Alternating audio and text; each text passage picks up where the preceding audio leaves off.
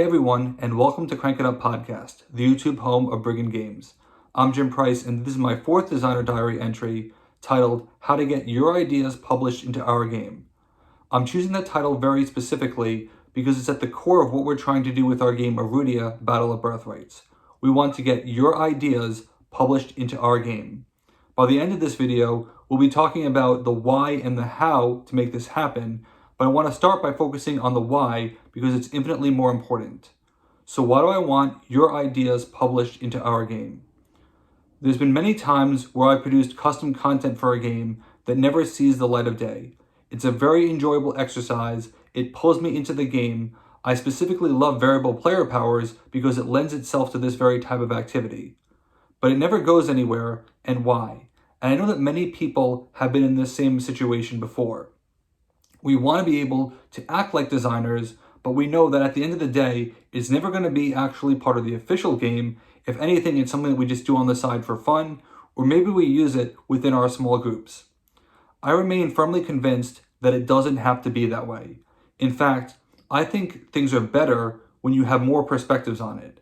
Now, there does come a point where too many perspectives can be noise, and I think that there is a clever way that you can do this if you're honest about what your intentions are. And that's what we're trying to do. I remember doing something called a custom faction month, which was for a game called Smash Up. That was the primary game that we featured on this channel for a number of years. And I was so impressed by the level of entries and the number of entries that we got in terms of quality that it really solidified the idea that there are other people out there who understand the game and want to be part of it. We were able to feature many of them on the channel, but that's all we could do, is we could highlight someone else's custom work, but we knew full well that it was never going to get published in the game because one, we don't even have any control over the game like that. And I started to wonder, why does it have to be that way? Isn't it better when everyone else is involved? One of the great things that we've done in playtesting Erudia is that we've designed it in real time. What that means is that rather than using a forum or a feedback loop, we actually have many conversations in Discord real time. Some of the most productive sessions are when we have a number of people who are just going back and forth, bouncing ideas, saying what they like, what they don't like.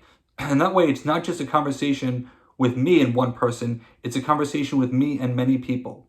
We're feeding off of each other's creative energy, and we're arriving at a better conclusion a lot faster because we have those multiple perspectives. I wish I could take credit for every good idea that we have in this game, but I can't, and I would never want to. In fact, I'm extremely proud of the fact that so many great ideas have come out of conversations with other people. Sometimes it's a direct idea. Other times people act as a muse. They say something and it just leads to an idea that I really like, even if it's deviating slightly from what someone else had in mind. Both of them are very good. And it's important to recognize the contributions of others, and more importantly, to encourage them to make those contributions and to give them credit for doing so. It was extremely important that we did this in the core set of the game in order to set the example that this is something that we're actually serious about. I wonder how many times someone else has said, this is what we want to do, and they never actually follow through on that.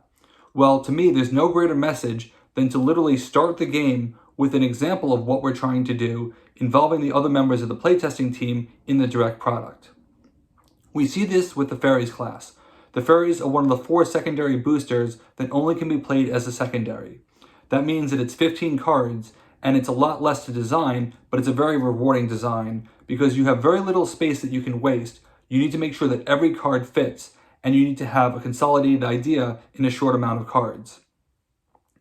This is a joint combination between me and 3 other people, and as they developed and as they evolved a little bit, other people got to chime in as well. But it's funny because it started out with a key phrase. I told the design team that I wanted antagonism with a point. We have a couple of antagonistic factions, and antagonism usually involves damage, but it doesn't have to be. Antagonism just means annoying or frustrating. And I really wanted to see creative ways that we could explore this option without actually resulting in damage, because that would be a little bit of a duplicate. And what we ended up with is so fascinating as a concept because the fairies are incredibly annoying, but they can have very many positive abilities. The great thing about them is that you don't choose what the fairies are going to do. Your rival does.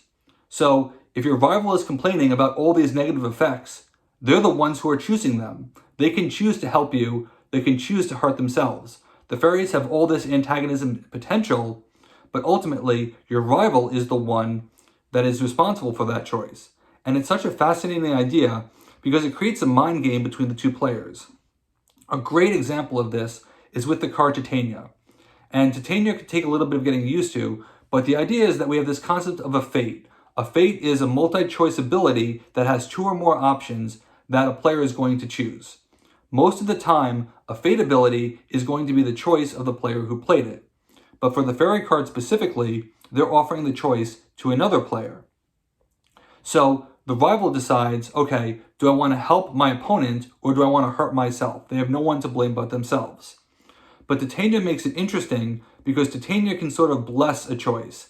If that choice is the one that was chosen, Titania will get a benefit that will come back and bite the person later on.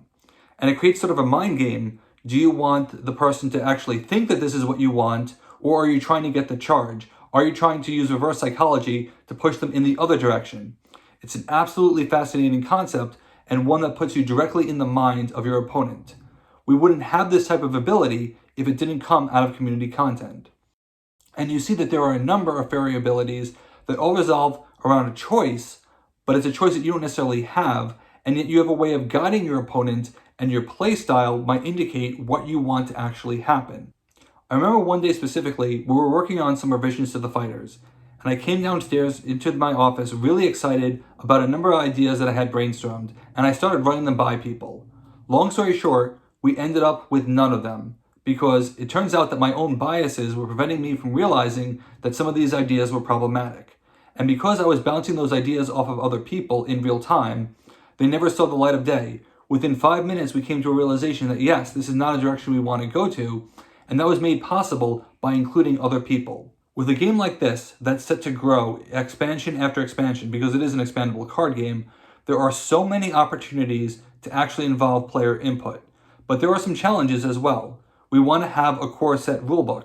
We want a rulebook that will be fairly static and not changing all the time. You don't want to necessarily introduce new mechanics, which adds to complexity and bloat in the game.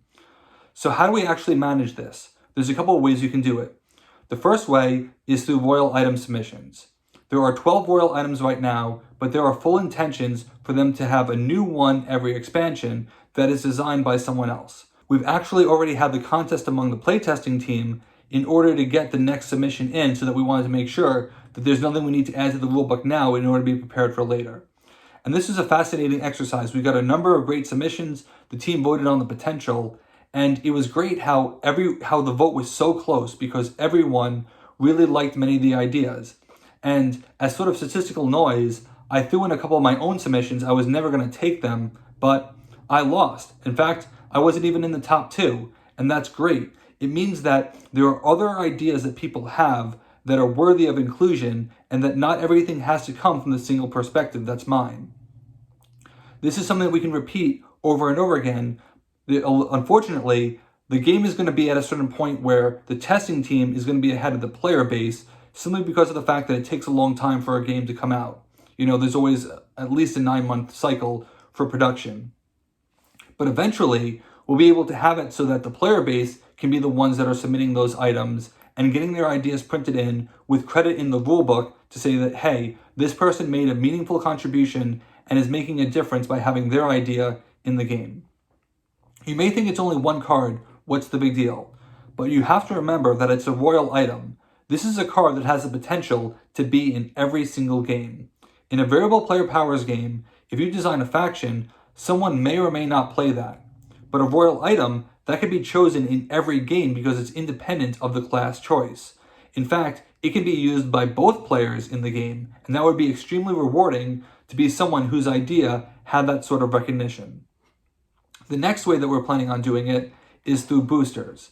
The boosters are included every expansion, so every expansion will have 4 primaries and 1 secondary booster. And the plan is to have the boosters designed by the community, whether it's the playtesting team or the community at large. Again, the playtesting team will be ahead of the player base for the foreseeable future. And we've already done this with fairies, as I mentioned, and we have some absolutely great ideas for how that's going to happen. I'm really excited during the holiday break to start actually moving forward with that with the first booster for the first expansion. But there's something really great about doing it only with 15 cards. It's very hard to make a primary at 30 cards because you need depth and you need all these cards to work together, but it's hard because you can't guarantee that you're going to draw them. The refinement and the consistency of a secondary is such an interesting problem to solve.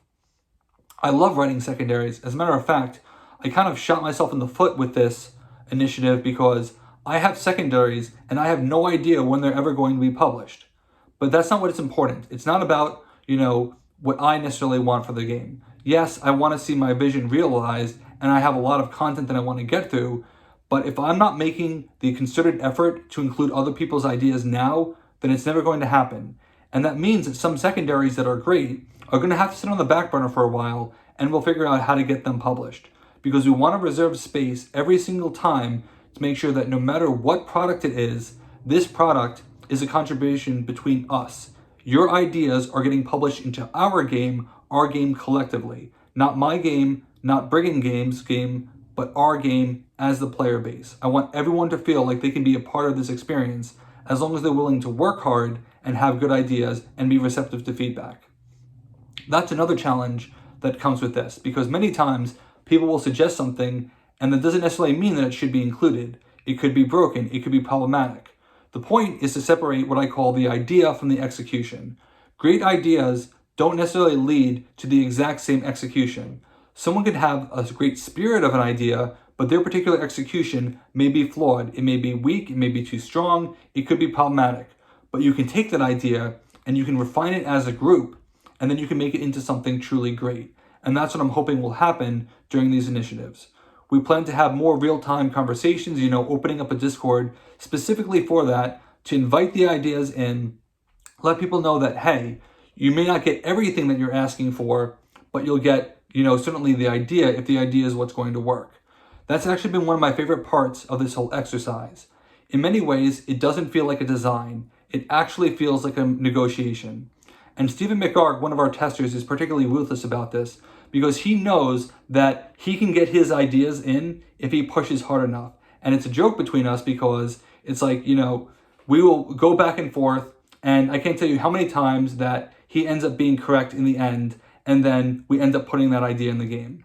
It's not carte blanche where he's going to get everything, but he knows that if I push for a number of things, I might get 3 or 4 of them. And it encourages him to be active in the response rate. And we have many playtesters who do this, and again, as a result, we're better because of it. So if players are willing, to be part of a conversation, it's not just, here's my idea, print it without is, because most of the time these ideas aren't even balanced anyway. Just be receptive to feedback, be willing to be part of the process, and you can get an extremely rewarding experience. I don't know of many ideas of many games that actually do this. I have seen it at the singular card level as part of a contest. We are trying to build this into the identity of the game from the beginning, and I'm super excited about that. Out of all the things that we're trying to accomplish with this game, building the community, because of the type of channel that this is, that is at the core of what we're trying to do. It is very close to my heart. If you know me, you know that I'm extremely passionate about building community and helping other people and letting everyone feel like they are a part of something greater than themselves. And now we have a chance to do that at the actual game level, which I'm super excited about. I hope that you're able to follow along, start playing the game when we were able to release the demo version so that you can get a head start thinking about, all right, what are we going to do with this game? What's left in the design space that hasn't been considered? And there's plenty of design space.